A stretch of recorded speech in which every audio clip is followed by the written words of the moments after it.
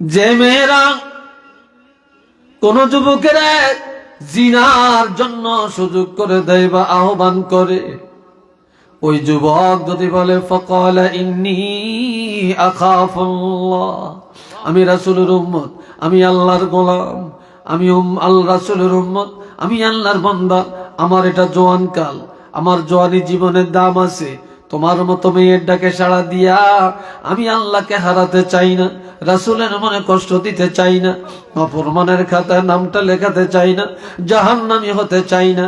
ও মেয়ে, আমি আমার আল্লাহকে ভয় করি, আমি আমার আল্লাহকে ভয় করি, তোমার ডাকে আমি সাড়া দিতে রাজি না। যেই যুবক কোন মেয়ের ডাকে সাড়া না দিয়া আল্লাহর ভয়ে জিনা থেকে নিজকে হেফাজত করে রাখে, আমার রাসূল বলেন এই যুবকটা কিয়ামতের ময়দানে আরশে আজিমের ছায়ার নিচে থাকবে।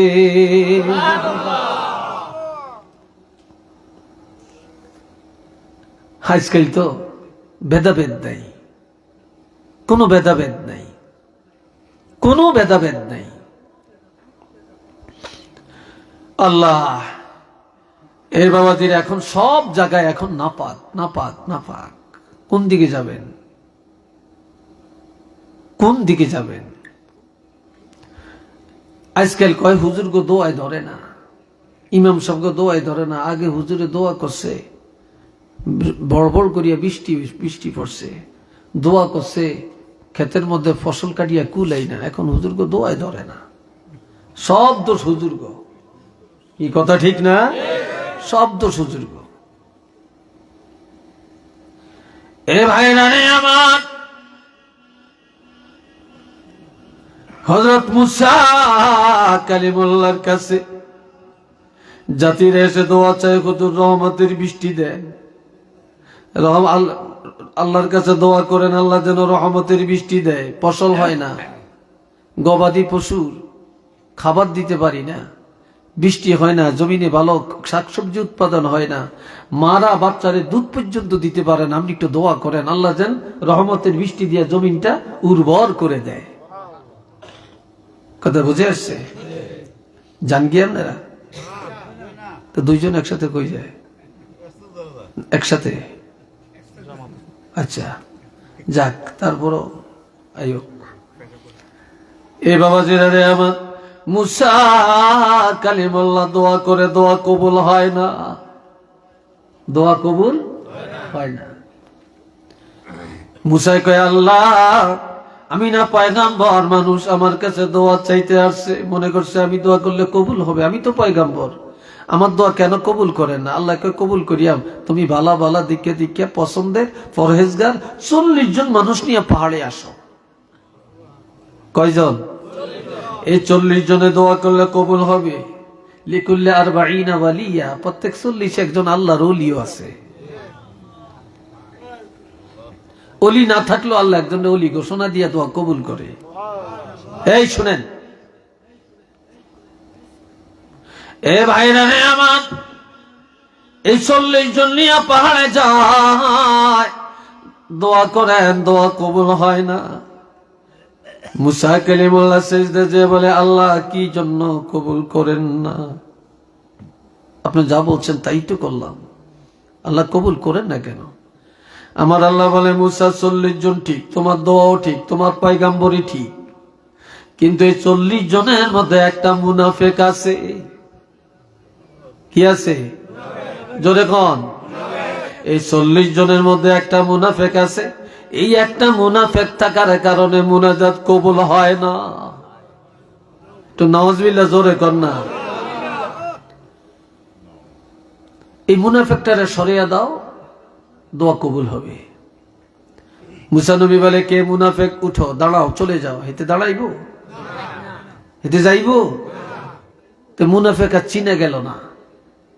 দুনিয়াতে মোমেন চিনা যায়, মুসলমান চিনা যায়, কাফের চিনা যায়, মুশরিক চিনা যায়, ইহুদি চিনা যায়, নাসারা চিনা যায়, কিন্তু মুনাফিক চিনা যায় না। কি ঠিক কিনা? মুনাফিক আমনের ভাতও খায়, আমার ভাতও খায়, আমনের কাছে গেলে আমনের বালা, আমার কাছে আমার বালা। কি কথা ঠিক কিনা? সামনে এলে কয় হুজুর আপনার লেকল যেটা ভাটিয়ে যায়, হিসে গেলে কয় এটা বাটফার। কি কথা ঠিক কি না? হ্যাঁ, মুনাফিক চিনা যায়নি, মুনাফিক চিনা যায় না।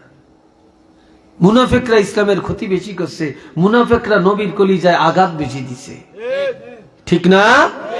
আঘাত বেশি দিছে। একটা মুনাফিক থাকার কারণে দোয়া কবুল হয় না।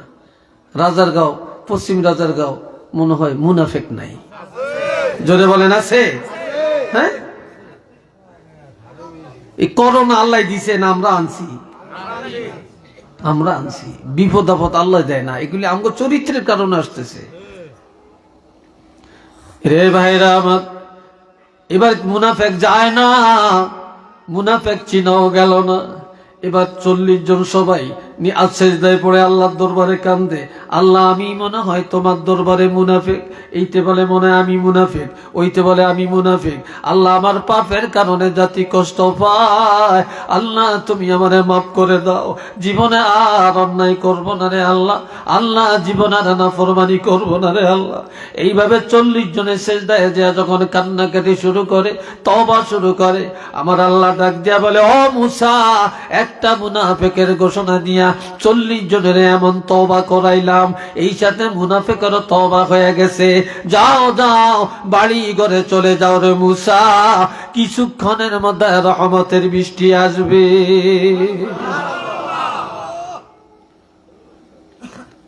যেই দেশে সুদের ভরা, ঘুষে ভরা, মিথ্যায় ভরা, মুনাফিকি ভরা, দায়ুসে ভরা, সিটিংবাজে ভরা, গাঞ্জায় ভরা, মদে ভরা, টাসে ভরা, জুয়ায় ভরা, যেই বেনমাজিয়ে ভরপুর, সেখানে হুজুর কত কবুল হইব? কেমনে হইব বলেন? পিসাবের দোয়া কবুল হবে কিভাবে হবে বলেন?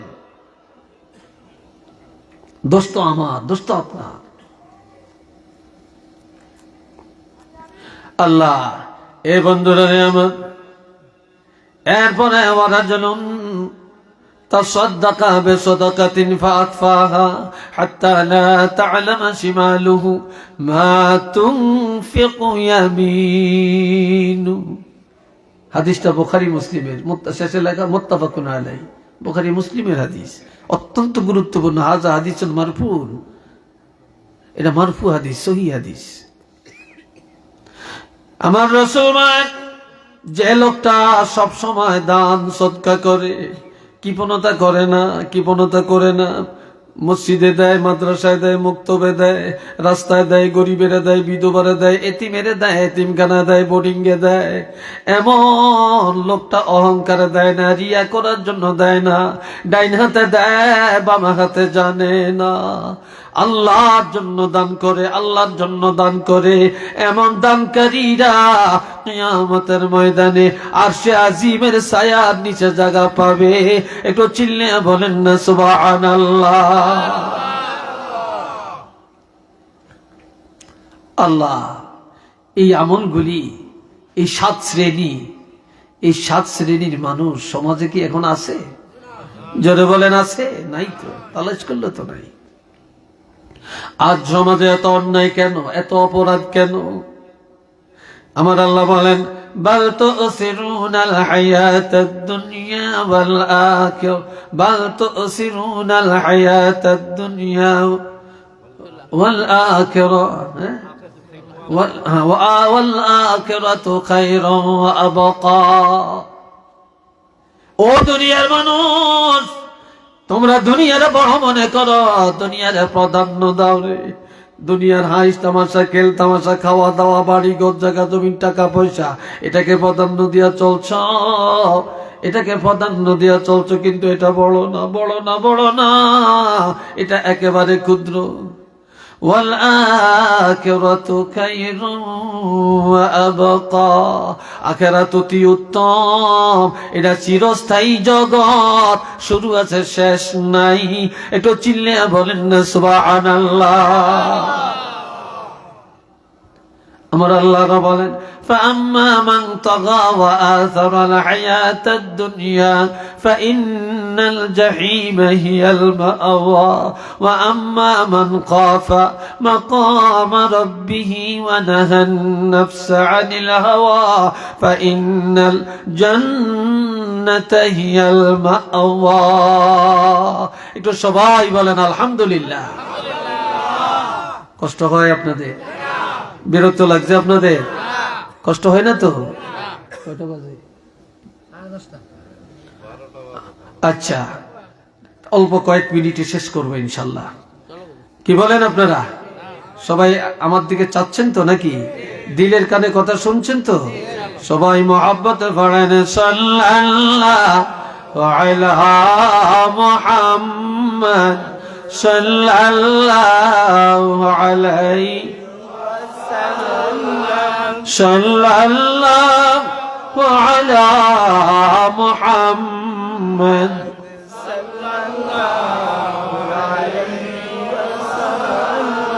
সবাই মহব্বতে বলেন আলহামদুলিল্লাহ।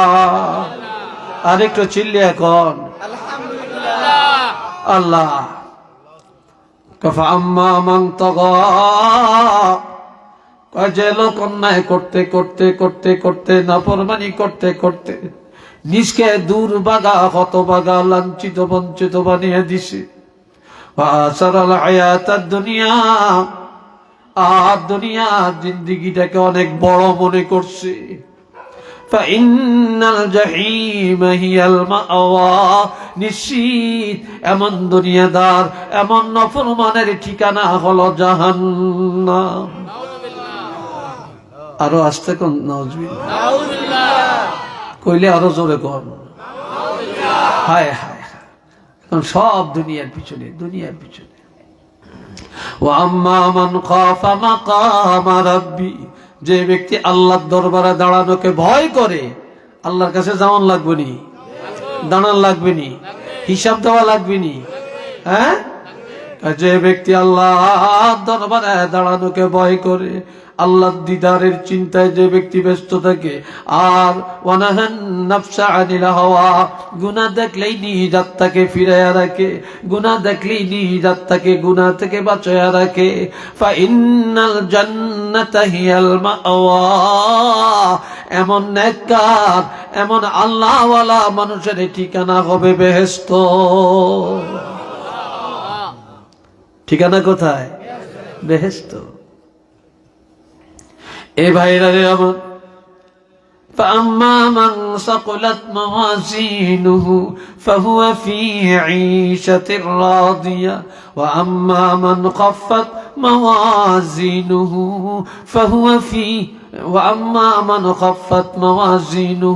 فأمه هاوية।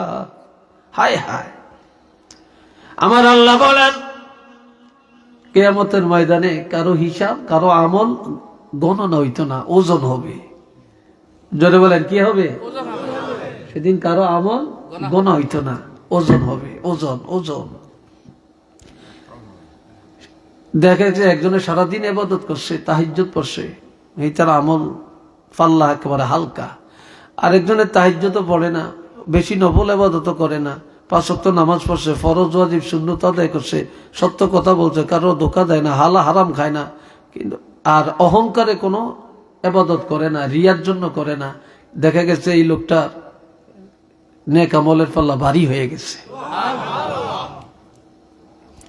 বাবা জেনে আমার, কিয়ামতের ময়দানে আমল নামা যখন পাল্লায় ওজন দেওয়া হবে, সেদিন যাদের নেক আমলের পাল্লাটা ভারী হবে, তারাই পরম সুখে পরম আনন্দে জান্নাতের মধ্যে বসবাস করবে।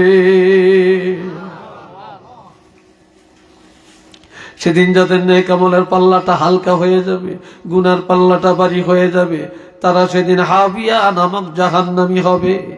একটু নাউজুবিল্লাহ কর না। এখন আপনারা জান্নাতে যাইতে রাজি না জাহান্নামে যাইতে? জোরে কন। সবাই জান্নাতে যাইতে। জাহান্নামে কে যাইবেন? সে একজন আত্মীয় দেখানছেন, একজনও পাইতেন না, একজনও পাইতেন না। একটা অমুসলিমরে যদি বলেন তুই তো জাহান্নামে যাবি, সেই তো আপনার লোক সেইতে যাইব, কি এর খবর কর? আমরা মরলে স্বর্গে যাই গিয়া। কোনে যায় এরা? স্বর্গে যায়। বাবাজিরা রে আমার, দুনিয়ার একটা মানুষও জাহান্নামে যেতে চায় না, তারপরে জাহান্নামের আমল ছাড়ে না। কিন্তু সব জান্নাতে যাওয়ার পাগল, কিন্তু তালাশ করলে জান্নাতের আমল পাওয়া যায় না। ঠিক না? সব জান্নাতে যাইতে চাই, কিন্তু জান্নাতে যাওয়ার জন্য যেই আমলের দরকার সে আমল করতে রাজি না। জাহান্নামে যাইতে চাই না, কিন্তু জাহান্নামে যাওয়ার জন্য যে আমলগুলি যথেষ্ট এদিন একটাও ছাড়তে রাজি না। ঠিক নেই? একটাও ছাড়তে রাজি না। আমরা কইরা যাইতেছি।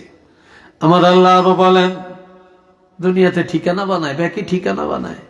এক এক ঠিকানার ঠেলা কি জানেননি? জন্ম নিবন্ধনে ভুল হইলে কত দৌড়ায়, এনআইডি কার্ডের মধ্যে ভুল হইলে কত ঠিক করার জন্য কত টাকা ব্যয় করে। ঠিক না? কাবিনের মধ্যে একটু ভুল হইলে হেডারে ঠিক করানো লাগে কত, নাম এরুম এসে এনআইডি অনুযায়ী হইতে হবে, তারপরে এই কি জানি কয় জন্ম নিবন্ধন অনুযায়ী হতে হবে, বেশকম হওয়া যাবে না। ঠিক না? কত দৌড়ায়। আর দুনিয়ার একটু ঠিকানা, বাড়িটা আবার বিলের মাঝখানে বাড়ি হইলে পছন্দ করে না। রাস্তার কিনারও খাদ গর্ত, 2 লাখ টাকা হোক, 3 লাখ টাকা হোক, 10 লাখ টাকা হইলো কিনা এটার বালু দিয়ে ভরাট করিয়া হিয়ানো বাড়ি করতে রাজি, তবু হাতের তলার থাকতে রাজি না। এই কথা ঠিক নেই? বিলের মাঝখানে থাকতে রাজি না, এত দাম এই ঠিকানার। অথচ আমার আল্লাহ বলেন, ইয়াউমা ইয়াকুমুর রূহু ওয়াল মালাইকাতু সাফফান লা ইয়াতাকাল্লামুনা ইল্লা মান আযিনা লাহুর রাহমানু ওয়া ক্বালা সাওয়াবা যালিকাল ইয়াউমুল হক ফামান শাআ আত্তাখাযা ইলা রাব্বিহি মাআবা। সবাই কোন মারহাবা, আলহামদুলিল্লাহ। আমার আল্লাহ বলেন, যেদিন কিয়ামত কায়েম হবে, সমস্ত রূহগুলা কাতারে কাতারে দলে দলে দাঁড়াবে, ফেরেশতারা কাতারে কাতারে দাঁড়াবে। লা ইয়াতাকাল্লামুন, সেদিন কথা বলার ক্ষমতা কারো থাকবে না রে। কোন নবীরও কথা বলতে পারতো না, সাহাবীরও পারবে না, ওলি আল্লাহরও পারতো না, আলেম ওলামা পারতো না, নেতা নেত্রী কেউ পারতো না, কারো জবান থাকবে না। ইল্লা মান আযিনা লাহুর রাহমানু ওয়া ক্বালা সাওয়াবা। দয়াময় রব্বুল আলামিন দয়া করে সেদিন যাকে অনুমতি দিবেন তিনি সেদিন আমার আল্লাহর সাথে কথা বলতে পারবেন। সাহাবীরা বলি, ইয়া রাসূলুল্লাহ, যেদিন যার কারো কথা বলার ক্ষমতা থাকবে না, জবান থাকবে না, আপনার অবস্থাটা কি? নবীজি বলেন, যেদিন কারো কথা বলার ক্ষমতা হবে না, আনা খতিবুহুম, সকলের মধ্য থেকে পক্ষ থেকে একমাত্র আমি রহমাতুল লিল আলামিন আল্লাহর সাথে কথা বলবো। সেদিন আমার জবান বন্ধ হবে না। আমার আল্লাহ বলেন, যালিকাল ইয়াউমুল হক, এটা সত্য না মিথ্যা? জোরে কোন, আরেকটু জোরে কোন। সেদিন আল্লাহর দরবারে দাঁড়ান লাগবে, সব দলে দলে দাঁড়াবে, ফেরেশতারাও দাঁড়াবে, আর হিসাব দেওয়া লাগবে। এটা সত্য না? যালিকাল ইয়াউমুল হক, এটা বাস্তব সত্য ঘটনা। ফামান শাআ আত্তাখাযা ইলা রাব্বিহি মাআবা। ওরে বান্দা, আমি আল্লাহ স্বাধীনতা দিয়ে দিলাম, তোমাদেরকে স্বাধীনতা দিয়ে দিলাম। যার মনে চায় সে যেন এই দুনিয়ার হীন হায়াতে আখিরাতে নাজাত পাওয়ার জন্য, বেহেশতে সুখে শান্তিতে বসবাস করার জন্য এই দুনিয়ার জিন্দেগির মধ্যে একটা ঠিকানা বানায়া লয়, জান্নাতের ঠিকানা লইয়া যেন কবরে যায়, আল্লাহর দরবারে যেন ঠিকানা বানিয়া লয়, ঠিকানা ছাড়া যেন কেউ কবরে না যায়। ঠিকানা লইয়া যেন কবরে যায়। একটু সুবহানাল্লাহ কন না রে ভাই। ঠিকানা দেয়া, সেই ঠিকানার খবর আছে কারো কাছে? যদি বলেন আছে, কারো কাছে তো নাই। দুনিয়ার ঠিকানার জন্যই যত দৌড় ফাল, যত মামলা মোকদ্দমা, যত হিংসা বিদ্বেষ, যত, সেই ঠিকানার খবর তো কারো কাছে নেই। আল্লাহ আজ এত অন্যায় কেন, এত অন্যায় কেন সমাজে? একটা কারণ, সেই কারণটা হলো মানুষের অন্তরে কবরের ভয় নাই, মরণ লাগবে, এই দুনিয়া ছেড়ে যাওয়া লাগবে, এই চিন্তা কারো কাছে নাই।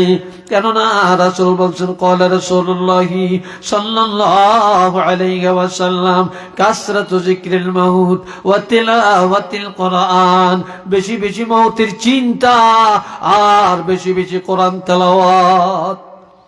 মওতের চিন্তা আর কোরআন তেলাওয়াত মানুষের আমলকে তাজা করে, ঈমানকে তাজা করে। মওতের চিন্তায় অন্যায় ছেড়ে দেয়, মওতের চিন্তায় ঘুষ খায় না, মওতের চিন্তায় সুদ খায় না, মওতের চিন্তায় মিথ্যা বলে না, মওতের চিন্তায় ধোঁকাবাজি করে না, মওতের চিন্তায় গানের আড্ডায় যায় না, মওতের চিন্তায় জিনার আড্ডায় যায় না, মওতের চিন্তায় কারো মাথায় বাড়ি দেয় না। আর মওতের চিন্তায় সে ইবাদতে ব্যস্ত হয়ে যায়, তওবায় ব্যস্ত হয়ে যায়, মওতের চিন্তায় আল্লাহর ইবাদতে ব্যস্ত হয়ে যায়। কথা ঠিক না? আর কোরআন তেলাওয়াতে ঈমান তাজা হয়ে যায়। কি তাজা হয়? ঈমান তাজা হয়, ঈমান তাজা হয়। এই জন্য ভাই, কার কোন দিন খবর আসবে, যখন নোটিশ এসে যাবে তখন তার বাঁচতে পারতেন না। দুনিয়ার ব্যাগ কামে সুদ আছে, ঘুষ আছে, সুপারিশ আছে, এটার মধ্যে নেই।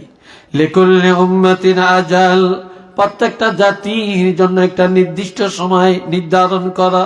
ইযা জাআ আজালুহুম লা ইস্তাখিরুনা সাআতান ওয়া লা ইস্তাকদিমুন। আল্লাহ, এই নির্দিষ্ট সময়টা হলো মৌতের সময়। এই নির্দিষ্ট সময়টা যখন এসে যাবে, একটা মুহূর্ত আগে আনা পরে আনা, জাস্ট টাইমে প্রত্যেকের মৃত্যুটা ঘটে যাবে।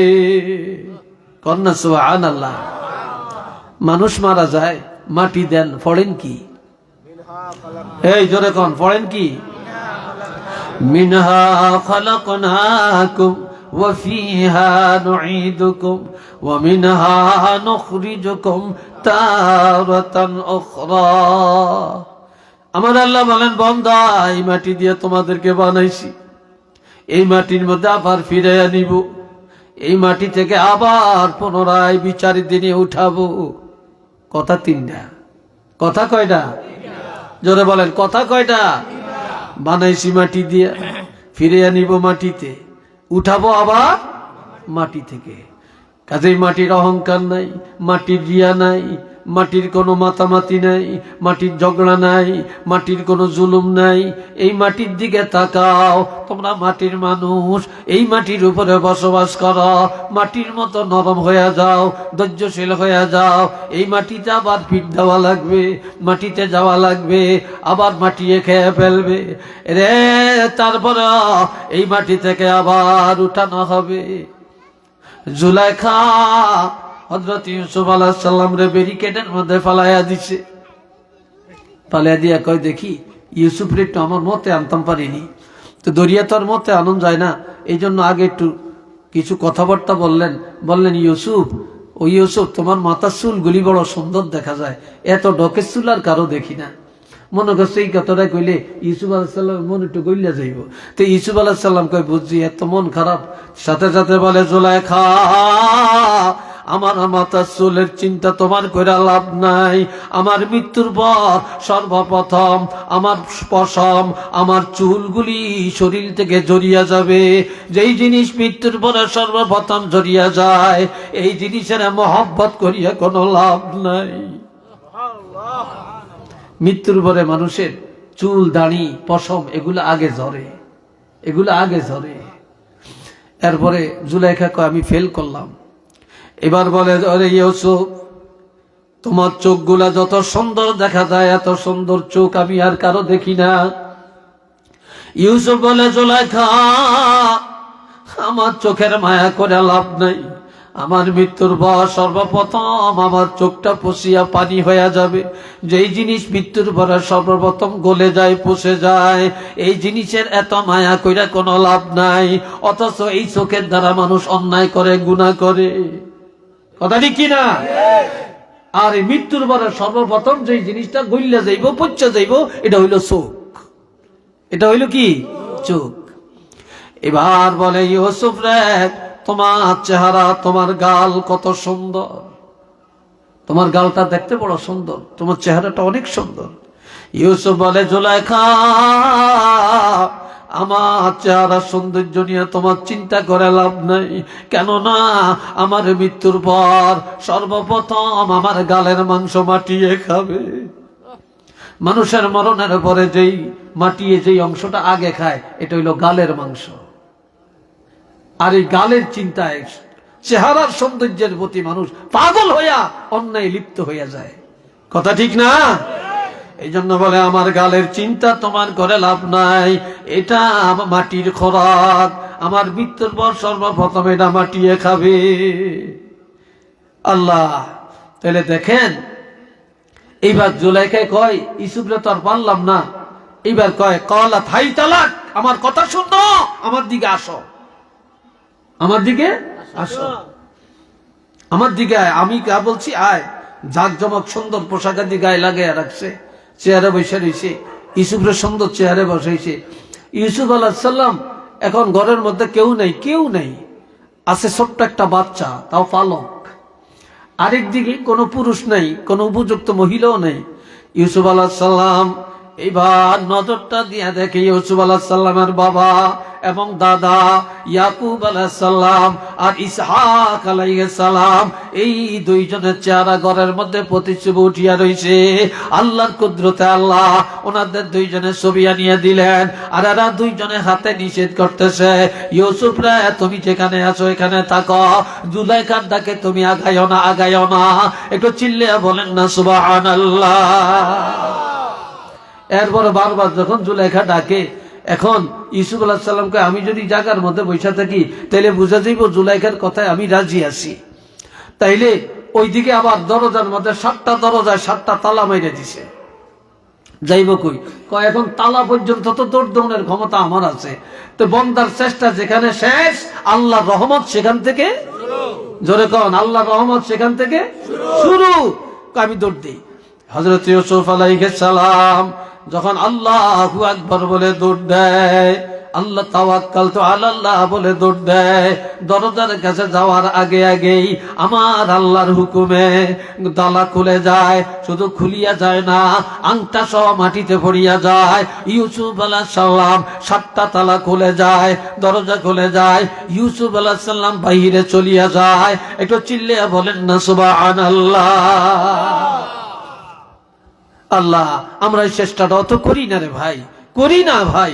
আমরা তো খেলে দুনিয়ার চিন্তা, দুনিয়ার চিন্তা, দুনিয়ার চিন্তা, কবরের চিন্তা কারো নাই, কারো নাই। এই জন্যই আজ দুনিয়াতে এত অন্যায়। ও ভাই, আরেকটা জিনিস, উজানির পিসাব বলেন, সারসিনার পিসাব বলেন, জৈনপুরের পিসাব বলেন, পুরপুরার পিসাব বলেন, চরমনের পিসাব বলেন, পিসাব আনিয়া 1 ডজন আনিয়া আমরা একেবারে বালা করিয়া ধুইয়া ফানি খাইতাম পারিয়াম, কিন্তু কোনো জিনিস আমলে আসবে না। কেন আসবে না? কেন আসবে না? যেই সমাজে কোরআন নাই, যেই সমাজে কোরআন সুন্নাহ নাই, যেই রাষ্ট্রে কোরআন সুন্নাহ নাই, যেই দেশে কোরআনের শাসন নাই, যেই দেশে আলেমদের নীতি নাই, যেই দেশে রাসূলের আদর্শ নাই, ওই দেশে জিনা চলবে, ওই দেশে মদ চলবে, ওই দেশে জুয়া চলবে, ওই দেশে চুরি চলবে, ওই দেশে রাহানাজি চলবে।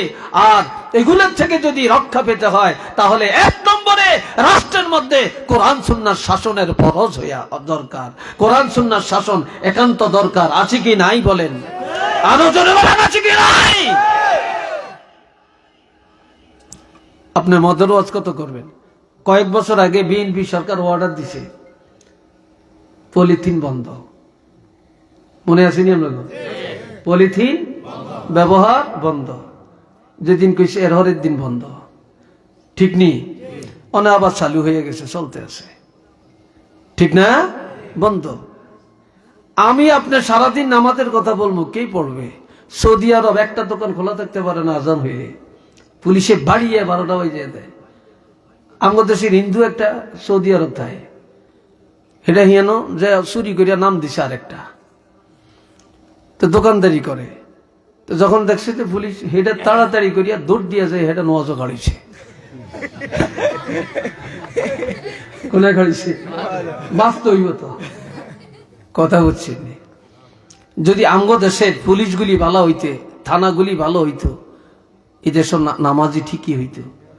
এই দেশে ইয়াবা থাকতো না, মদ থাকতো না, জুয়া থাকতো না, জিনা থাকতো না, কারণ রাষ্ট্রে আইন নেই। কি নাই?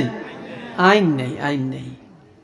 আল্লাহ জিনা করলে 100 ডোররা যদি অবিবাহিত হয়, আর যদি বিবাহিত হয় তাহলে ফারজুমুহুমা, তাদেরকে রজম করো, পাথর মেরে মেরে ফেলো। এখন আপনি পাথরও মারতে পারতেন, ডোরও দিতে পারতেন না। কেন পারতেন না? রাষ্ট্রে আইন নেই। রাষ্ট্রে কি নেই? আইন নেই। এই জন্য রাষ্ট্রীয় আইন, কোরআনের আইন হওয়া ফরজ। সুবহানাল্লাহ বলেন না রে ভাই? আরেকটু জোরে কোন। আর এই রাষ্ট্রে কোরআনের আইন আসার জন্য আলেম ওলামা দল মত নির্বিশেষে এক হওয়ার দরকার। সব পিসাব্য মত এক হওয়া দরকার। কথা ঠিক কিনা? এক হওয়া দরকার। কিছু কিছু একতলাপ আছে, থাকবে। কিছু কিছু একতলাপ আছে, থাকবে। কেউ বসবে, কেউ দাঁড়াবে, কেউ মুনাজাত দিবে, কেউ দিবে না। কি কথা ঠিক কিনা? কেউ এই পীরের মুরিদ হবে, কেউ ওই পীরের মুরিদ হবে। কিন্তু এগুলা সব ভেদাভেদ, এই খুঁটিনাটি ভেদাভেদ ভুলে গিয়ে ফতুয়াবাজি বন্ধ করে দিয়ে ফরজ ওয়াজিব সুন্নতের লক্ষ্যে এবং আল্লাহর জমিনে আল্লাহর আইন প্রতিষ্ঠার লক্ষ্যে এই বৃহৎ স্বার্থের দিকে তাকাইয়া সকল ধর্মত নির্বিশেষে এক প্লাটে আসার দরকার আছে। জোরে বলেন, আছে কি নাই?